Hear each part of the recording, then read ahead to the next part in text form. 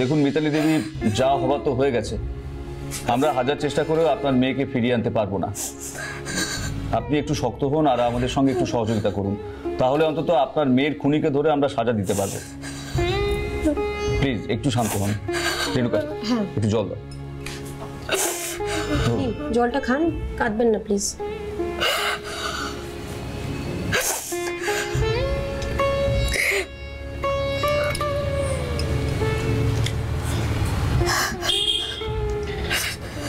আচ্ছা মিতালি দেবী, আপনার তো 2 মেয়ে, তো ছোট মেয়ে কোথায়?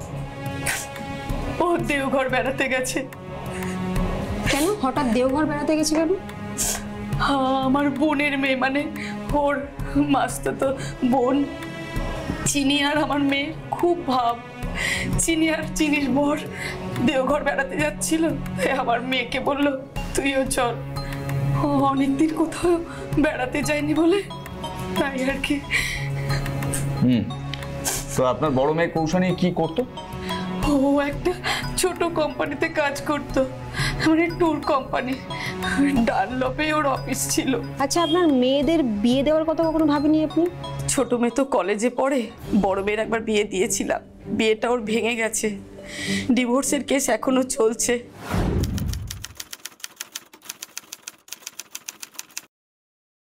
কেন? ওই নিজেদের মধ্যে অশান্তি। শুনেছি জামাইয়ের সাথে নাকি অন্য কোনো মহিলার সম্পর্ক আছে। আচ্ছা মিতালি দেবী, আপনার মেয়েকে কে খুন করতে পারে? মানে আপনার কাউকে সন্দেহ হয়? দেখুন, কোনি আমার খুব ভালো ভদ্র মেয়ে, ওর সাথে সবার সম্পর্ক খুব ভালো ছিল। কেই বা ওর শত্রু থাকতে পারে জানি না। একটু মনে করে দেখুন প্লিজ। বলতে পারবো না, তবে ও কিছুদিন আগে বলছিল ও জামাইয়ের কাছ থেকে অ্যালুমিনি দাবি করেছে।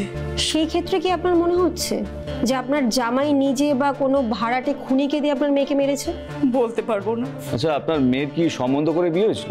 না না, ওরা নিজেরা পছন্দ করেই বিয়ে করেছিল। তবে আমার জামাই খুব ভালো ছেলে, আমাকে খুব সম্মান করে। আমার ছোট মেয়ের সাথে ওর খুব ভালো সম্পর্ক। ও খুনিকে মারতে পারে না, তবে বলতে পারবো না কার মনে যে কি আছে। আচ্ছা বলছি, আপনার জামাইয়ের ফোন নাম্বার, নাম, ঠিকানা এগুলো একটু দেবেন? বলুন। ফরেন্সিক এক্সপার্ট অতনু বিশ্বাসের মতে .315 ক্যালিবারের রিভলভার হলো একটি চোরাই বন্দুক। স্যার, সাধারণত এইটি লোকাল মাস্তান গুন্ডারাই ব্যবহার করে থাকে। সেক্ষেত্রে ধরেই নিতে পারি এই খুনটা করেছে কোনো লোকাল মাস্তান গুন্ডা। হতেও পারে, আবার না হতেও পারে। স্যার, কৌশানীর মা আমাকে যেটা বলল সেই অনুযায়ী কিন্তু কৌশানীর এরকম চোর বা গুন্ডার সাথে সম্পর্ক থাকবে, মানে যোগাযোগ থাকবে, এটা কিন্তু সম্ভাবনা অনেকটাই কম। সম্ভাবনা কম, কিন্তু হতেও পারে আবার না হতেও পারে। আমার মনে হয় কৌশানীর হাজবেন্ড কোনো লোকাল খুনি গুন্ডাকে দিয়ে হয়তো কৌশানীকে মারার প্ল্যান করেছিল, যাতে এলুমনির কেস থেকে বাঁচতে পারে।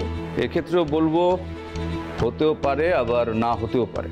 কিন্তু স্যার, মিতালি দেবী আমাদের যেটা বলল সেই অনুযায়ী ভিকটিমের ছোট বোনের সাথে ওর জামাইবাবুর কিন্তু সম্পর্ক ভালো ছিল।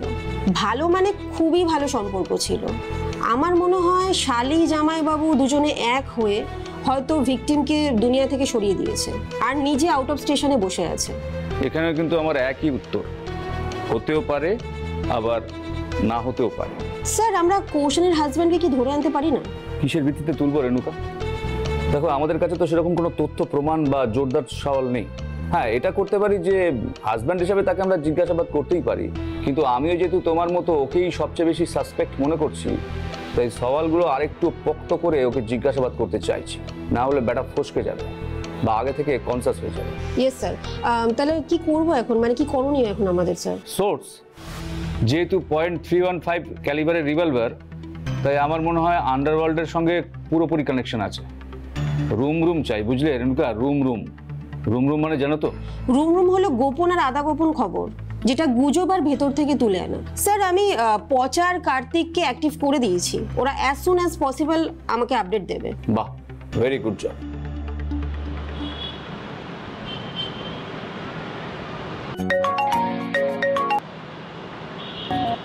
হ্যালো, বারবার ফোন কেন করছো? বলেছি না আমাকে একদম আর ফোন করবে না। আমার সাথে তোমার আর কোনো সম্পর্ক নেই।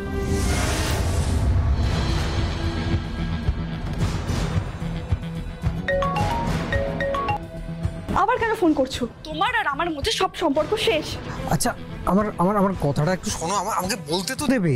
আমি কিচ্ছু শুনতে চাই না। যে কথা দিয়ে কথা রাখতে পারে না তার সাথে আমি কথা বলতে চাই না। আমার ঘেন্না করে।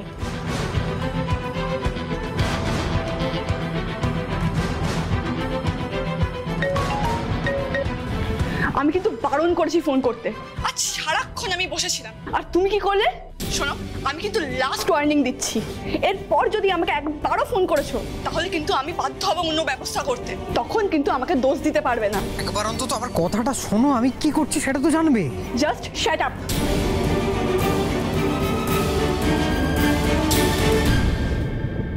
তো মহা মুশকিল, কথাও শুনছে না। ফরেনসিক রিপোর্ট কখন আসবে রেণুকা?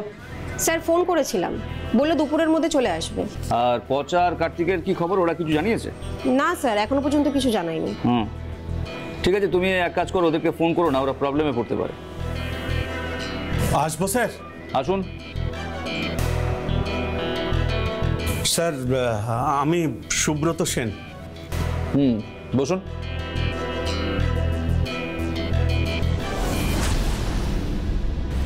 বলুন কি হয়েছে? গতকাল খালপাড় বাস স্ট্যান্ডে একটা মার্ডার হয়।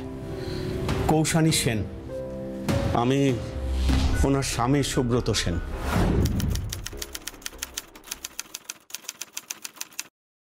তো কৌশানী যে মার্ডার হয়েছে, আপনাকে কি খবরটা দিল? আমার শাশুড়ি মা কাল রাতে আমায় ফোন করেছিলেন, উনিই জানিয়েছেন। আপনি এখানে কি করতে এসেছেন সেটা বলুন। শুনলাম আপনারা আমায় সন্দেহ করছেন, তাই পরিষ্কার করে আমার সবটা জানানো দরকার ছিল। আপনাকে যে আমরা সন্দেহ করছি সেটাই বা কে আপনাকে জানালো? আমার শাশুড়ি মা। আপনার শাশুড়ির সঙ্গে তো দেখছি আপনার খুব মিষ্টি সম্পর্ক। শুধু শাশুড়ি মা কেন, আমার ছোট শালি বর্ণালীর সঙ্গেও আমার বেশ মিষ্টি সম্পর্ক। শুধু যার সঙ্গে মিষ্টি সম্পর্ক হলে সবকিছু ঠিকঠাক চলতো, সেই কোনোদিন আমার সাথে সম্পর্কটা মিষ্টি করতে পারলো না। আর এখন তো সব শেষ হয়ে গেল। কুম্ভীরাশ্রু শব্দটা শুনেছেন সুব্রত বাবু? কুমিরের কান্না। শুনেছি স্যার। ওই কুমির না আয়েশ করে খাওয়া দাওয়ার পরে একটু কেঁদে নেয়, তাতে নাকি ওর মেটাবলিজমটা খুব ভালো হয়। তো আপনি কোন অপরাধের মেটাবলিজম করতে কুমিরের মতো কান্নাকাটি শুরু করলেন? একটাই অপরাধ স্যার, মৃত্যুর আগে আমি ওকে বিশ্বাস করাতে পারলাম না যে আমি ওকে ভালোবাসতাম। মানে বুঝলাম না ঠিক। আমি ওকে সত্যি সত্যি ভালোবাসতাম ম্যাডাম, ভীষণ ভালোবাসতাম, কিন্তু সেটা প্রমাণ করার আর কোনো সুযোগ থাকলো না।